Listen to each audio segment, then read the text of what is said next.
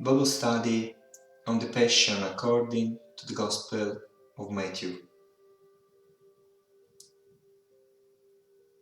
Chapter 16, verses from 57 till the end.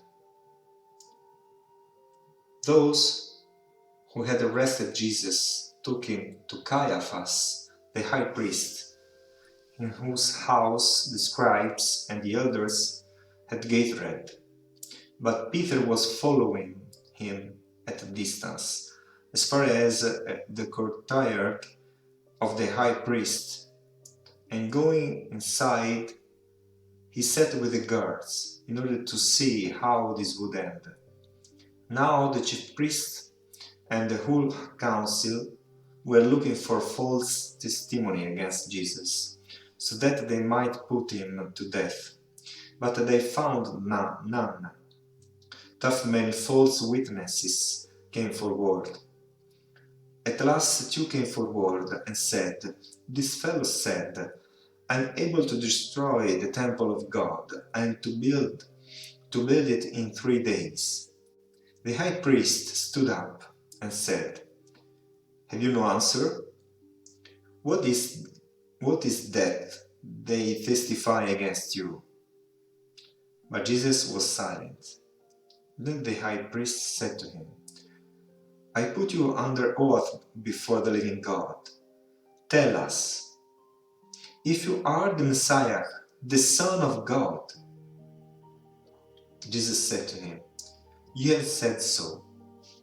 But I tell you, from now on, you will see the Son of Man seated at the right hand of power and coming on clouds of heaven." Then the high priest tore his clothes and said, "He has blasphemed. Why do we still need witnesses? You have now heard his blasphemy. What is your verdict?" They answered, "He deserves death." Then they spat in his face and struck him, and some slapped him, saying, "Prophesy to us, you Messiah. Who is this that struck you?" Now Peter was sitting outside in the courtyard. A servant girl came to him and said, "You also were with Jesus the Galilean." But he denied it before all of them, saying, "I do not know what you are talking about." When he went out to the porch, another servant girl saw him, and she said to the bystanders, "This man was with Jesus of Nazareth." Again he denied it with an oath, "I don't know the man." After a little while, the bystanders came up and said to Peter, "Certainly you are also one of them, for your accent betrays you." Then he began to curse, and he swore on oath, "I don't know the man." At that moment the cock crowed. Then Peter remembered what Jesus had said, "Before the cock crows, you will deny me 3 times." And he went out and wept bitterly.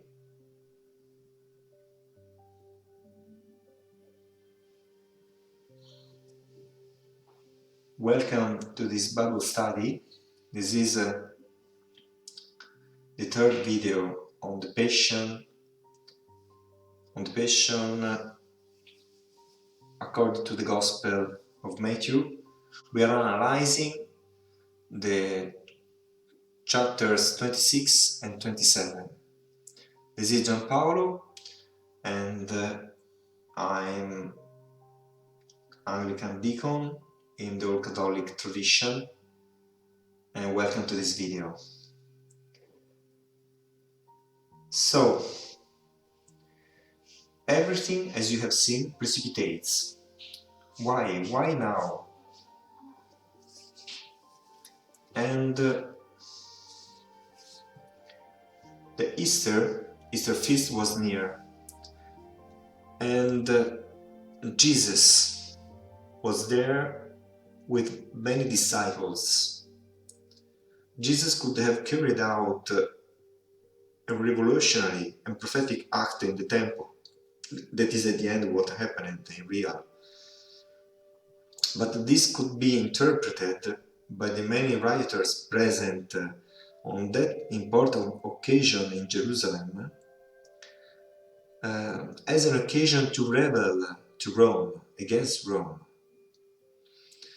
So there was a concrete risk, because also Jesus was acclaimed, as you know, as the Messiah. It was acclaimed to be Christ. That means king. No? So the Sanhedrin was very worried about this situation. A revolt could have caused a harsh and a bloody repression by Roman soldiers, with many victims, many crucifixions, what could be a sort of carnage, and not only that. There was also the risk of the closure of the temple itself, in order to calm the situation, and this means also the closure of every sacrifices. In Easter, which is the most important feast for Israel. So it was a total disaster for Israel.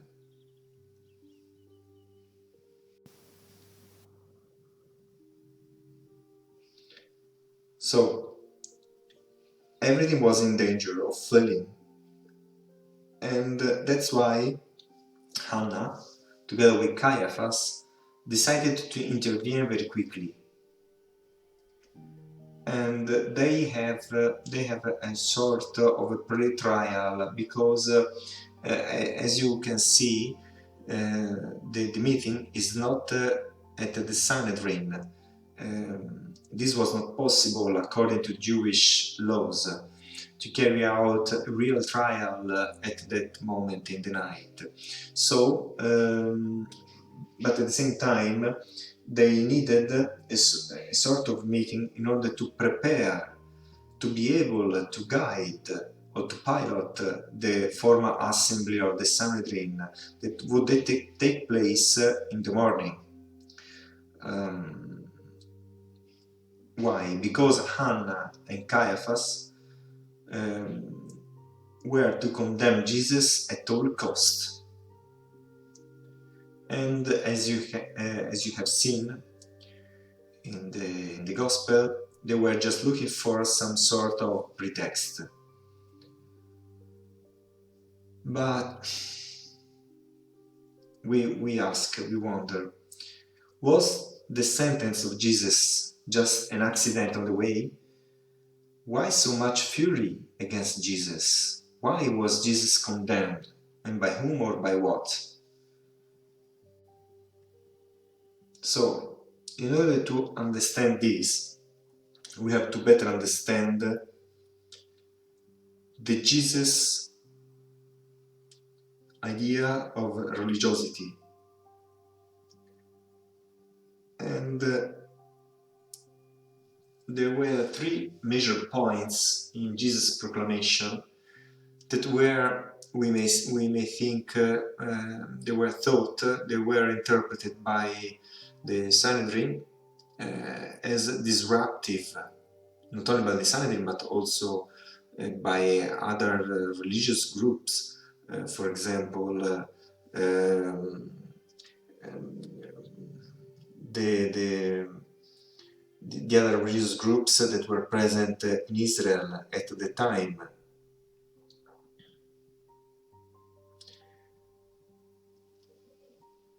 And these 3 points were considered the destruction of the Judaic identity, which you can think in a time that was considered like an exodus. It was considered a suffering time. It was very important for them to have the main points of the identity, to be very clear for them. And these 3 points were the concept of purity, the temple, and the commandment of the Shabbat, what we call the Saturday. They were very, very important because they were the source of hope in a certain way. And the way Jesus speak about them is something that is considered a distraction of them, even if today we don't consider them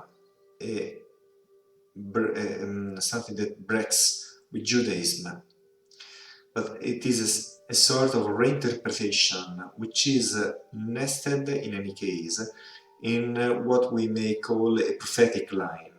So the Isaiah, Jeremiah, or Ezekiel, and so on, other prophet already spoke in that way.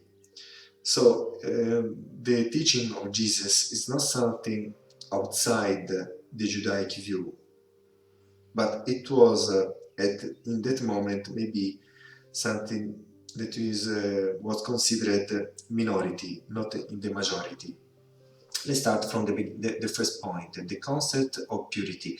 And I would like to insist on these points because, as I said last time, the risk is for the church sometimes is to separate the meaning of the death from the meaning of the life of Jesus, but they were strictly connected. And if we don't understand what Jesus lived for, we don't understand why Jesus died, and the meaning of Jesus, and how his death can be salvation for us, we cannot understand. So let's try to recover the 3 major points of reinterpretation of the Judaic religiosity by Jesus. The first one was the concept of purity.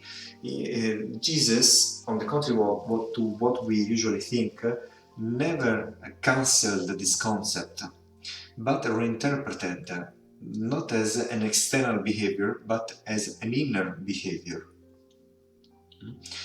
If we see in Matthew chapter 15, for example, for out of the heart come evil intentions, murder, adultery, fornication, theft, false witness, slander. These are what defile a person, but to eat with unwashed hands does not defile. So it's something inner, not external. And this is not disruptive with Judaism. If we see, for example, Isaiah chapter 1, it is written, "When you stretch out your hands, I will hide my eyes from you. Even though you make many prayers, I will not listen. Your hands are full of blood." Here, Isaiah is saying that the priority is not in washing hands, but in the ethic, in an ethic behavior. So, but when Jesus proclaims the priority of ethical relationships and ethical acts respect to external religious acts, is not just theory, it's because he has in front of him people. So it's something that is concrete, comes from a concrete behavior of Jesus. And for example, Matthew reports this passage in chapter 8, and there was a leper who came to him. Leper, we know that they were considered impure, no? And knelt before him, saying, "Lord, if you choose, you can make me clean." He stretched out his hand and touched him, saying, I do choose, be made clean. Immediately his leprosy was cleansed. So here Jesus not only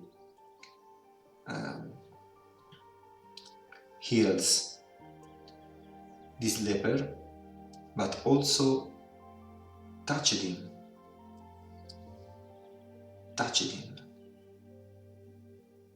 because for Jesus the human contact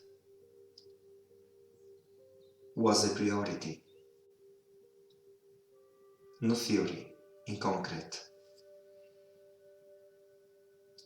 The second point is the concept of temple. So here again, Jesus was accused to destroy the concept of temple. No, we have seen also in the gospel this fellow said, I'm able to destroy the temple of God and to build it in 3 days. But in the concept of Jesus is not to destroy the idea of the temple, but to transfer the interpretation of the temple from a physical place to the person itself. Every man, every human is the temple of the Spirit, where it is possible to live and follow the love of God, where it is possible to do sacrifices. So also sacrifices are not destroyed, but we are called not to sacrifice animals anymore, but to sacrifice ourselves. And so we can see, for example, in Paul, in first letter to Corinthians, or don't you know that your body is a temple of the Holy Spirit within you, which you have from God, that you are not your own. And again, this is in line with the all prophets. For example, Ezekiel says, a new heart I will give you, and a new spirit I will put within you, and I will remove from your body the heart of stone and give you a heart of flesh. I will put my spirit within you and make you follow my statutes and be careful to observe my ordinances. So here the prophet is saying that the law is not will be no more perceived as external, but is an internal power. I will give you a new spirit, a new heart. It is something inner. We are the temple of God, and in our inner body, in our person and personality, we are able to live a spiritual worship. As also Paul said, I appeal to you therefore, brothers and sisters, by the mercies of God, to present your bodies as a living sacrifice, holy and acceptable to God, which is your spiritual worship.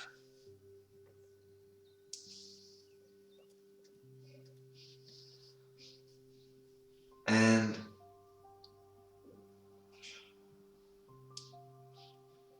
there is a story, again, which is told us by Matthew,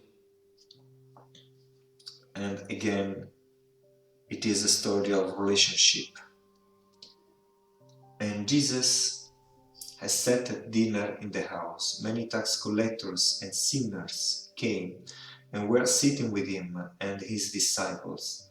When the Pharisees saw this, they said to his disciples, why does your teacher eat with the tax collectors and sinners?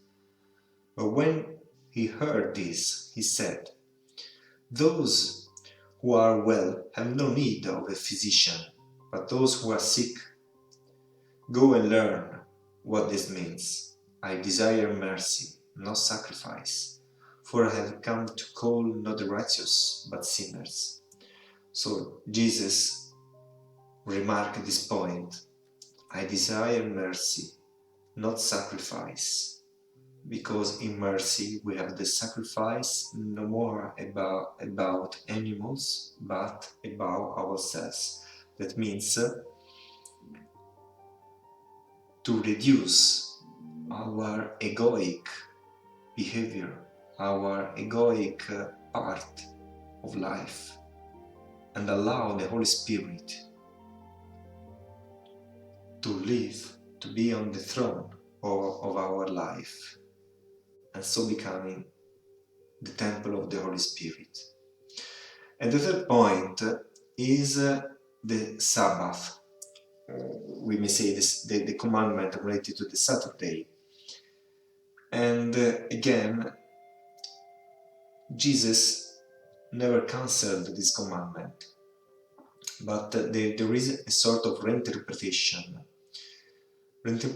based on the concept of liberation from the slavery of the evil, from the slavery of the illness, and the priority again is ethic, mercy, and dignity of every human.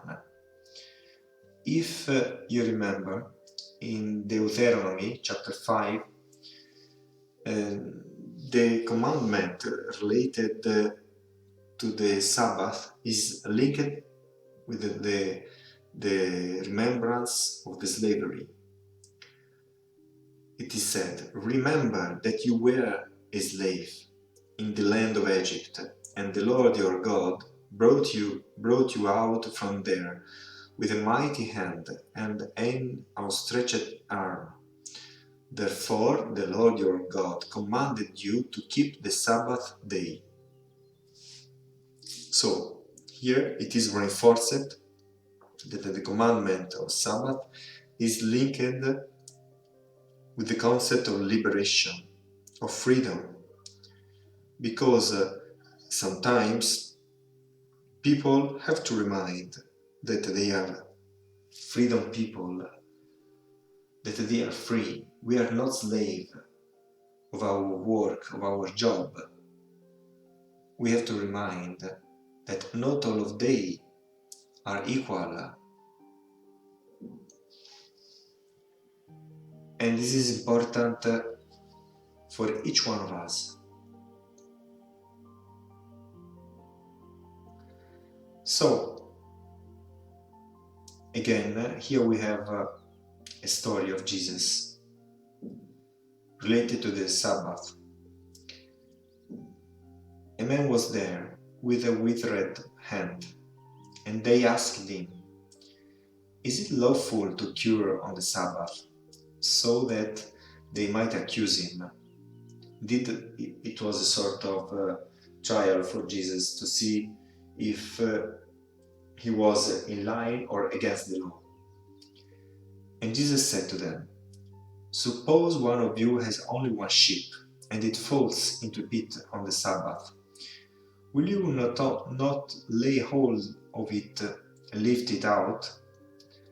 How much more valuable is a human being than a sheep? So it is lawful to do good on the Sabbath. Then he said to the man, stretch out your hand. He stretched it out, and it was restored, as sound as the other. But the Pharisee went out and conspired against him, how to destroy him. This is Matthew chapter 12. And here we see again how disruptive was considered his actions about the Sabbath, and the decision here to kill him, to kill Jesus due to that. But in the view of Jesus, there was not to say, I don't care about the Sabbath commandment, but a reinterpretation.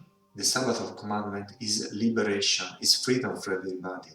So I want that this man is free and liberated from the illness and to restore not only the man, the hand, but also the man in his human dignity. This fifth key that we can use to understand the life and the death of Jesus is the primacy of compassion. The concepts of purity, Shabbat, the temple, are reinterpreted in the light of this primacy. But it is precisely this radicalization of ethics and compassion that is perceived by Jewish authorities and other Jewish groups, as the Pharisees, as we have seen, as a threat to Judaism. Jesus lives and dies for an ideal, the ideal of the human being. And then we can come to the sixth key that we may call cosmetic battle against the evil. And to understand this, we have to better understand the terminology, the expressions related to the Son of Man and Son of God. As we have seen, the Sanhedrin condemned Jesus due to blasphemy. Jesus said, "From now on you will see the Son of Man seated at the right hand of power and coming to the clouds of heaven." And these words were considered as a blasphemy. So the first question is, who was the Son of Man?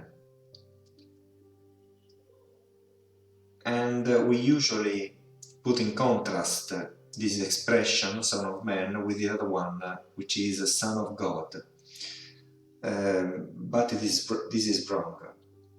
And as it is wrong to consider Son of Man simply the human being, the humanity, as to say Son of God as related to the divinity. So we should understand these expressions not in our context, not in the Greek philosophy context, but in the Semitic mentality and in the Judaic context of the time. So first of all, Son of God does not refer to a divine nature. Son of God was a term to say that was even referred to the emperors, and more in general to all those who were in perfect unity and in perfect harmony with God, and someone who carries out his mission. This is the Son of God. Of course, someone with powerful, but it doesn't mean God himself or in the nature of God. This expression, no? In similar way, Son of Man doesn't mean exactly man. But let's see more near Son of God, the meaning of Son of God. Son of God, if you analyze the Gospels, is never used by Jesus himself. It is more used by people around him. For example, by the devil during the temptation. Many times he said to Jesus, "If you are the Son of God, command these stones to become loaves of bread." Or, "If you are the Son of God, throw yourself down, for it is written, blah blah blah blah blah blah. And in a similar way, also demoniacs speak to Jesus, referring to him as a Son of God. All the disciples in some occasions, for example,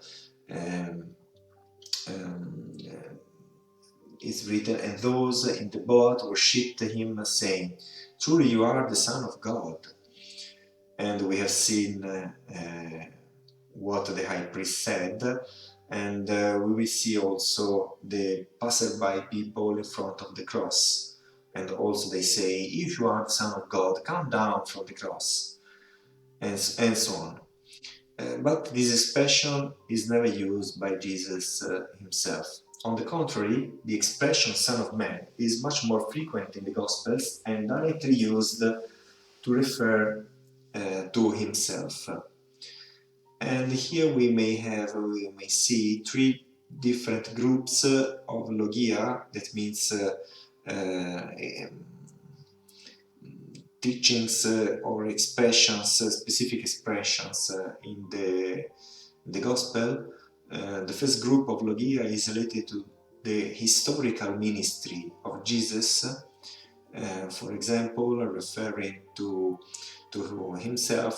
Jesus said, "But so that you may know that the Son of Man has authority on earth to forgive sins," etc., etc. Or there is another group of logia that refers Son of Man in the destiny of suffering and death.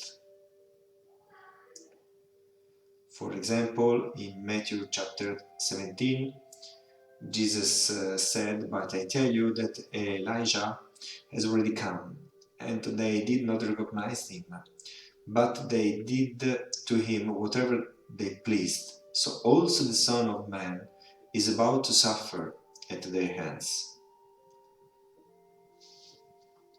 And in other points speaks about the Son of Man is going to be betrayed into human hands. Or again, the Son of Man came not to be served, but to serve, and to give his life a ransom for many. And finally, there is a third group of logia that speak about an eschatological future.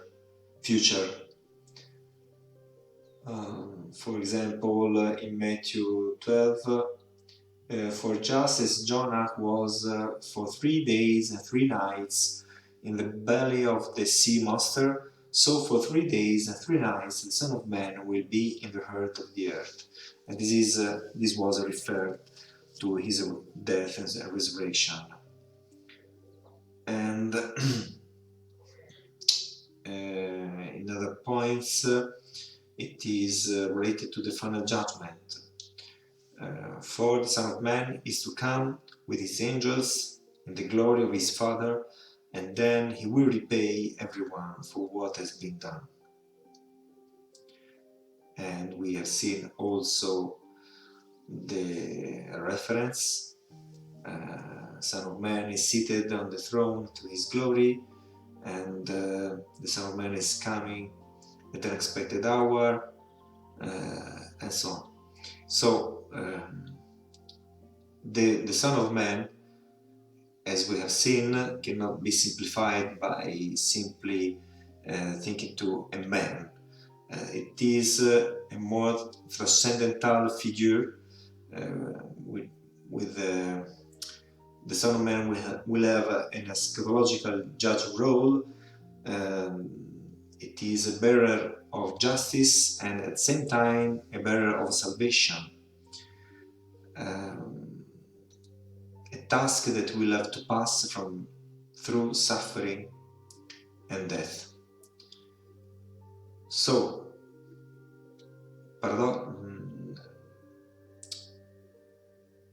in addition with that, since we are in front of a specific figure, we should better understand this expression also in the context, in the biblical context.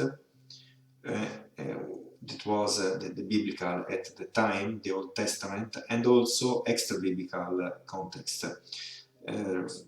From the first point of view, we may find in the prophet Daniel, chapter 7, in the context of a judgment of condemnation pronounced by God against the four beasts that are allegories for the four kingdoms that had dominated the world, that is Babylonian, Middle Persian, Macedonian, and so on. To which power is taken away. The Son of Man appears in the clouds of heaven as the Son of Man to whom God, in antithesis to the precedents, gave power, glory, and kingdom. So here we have the figure that is used by Jesus and we have seen before in the Gospel according to Matthew, in front of the high priest. And we may find many references about the Son of Man in extra-biblical context. For example, in the book of Parables and the book of Ezra, that are part of several books related to the figure of Enoch.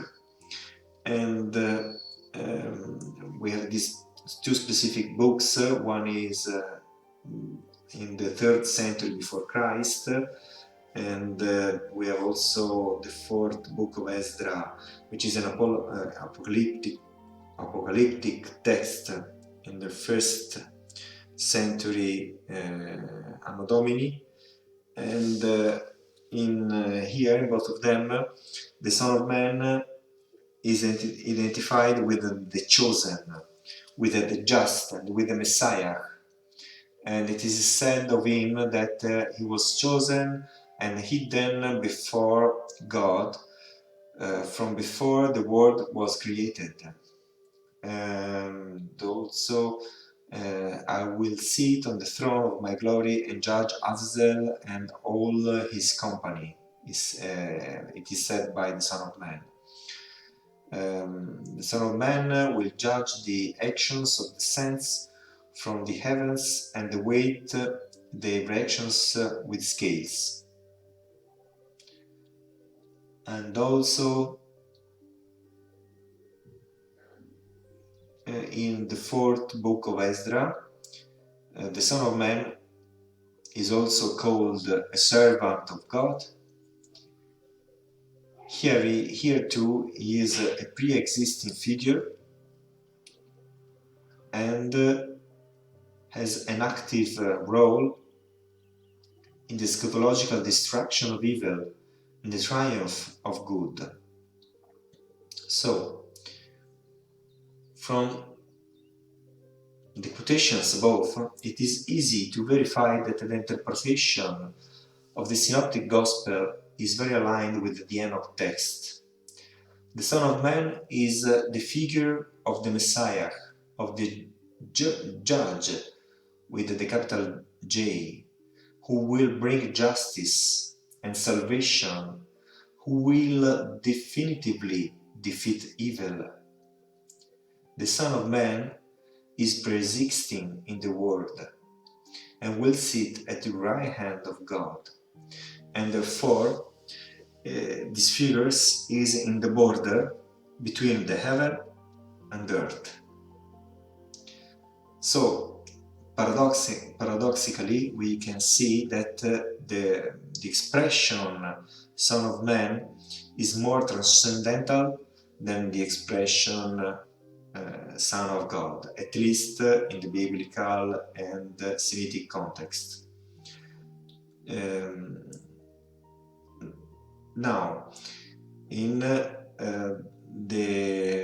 what Jesus affirms before the high priest is a quote of the Psalm 110, and together with the prophet Daniel chapter 7 that we have seen before.